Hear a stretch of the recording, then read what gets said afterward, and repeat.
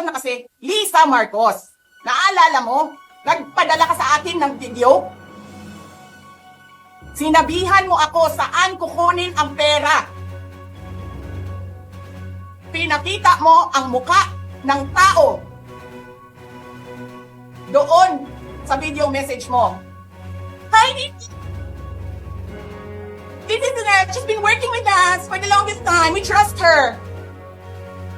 You sent me written instructions about money.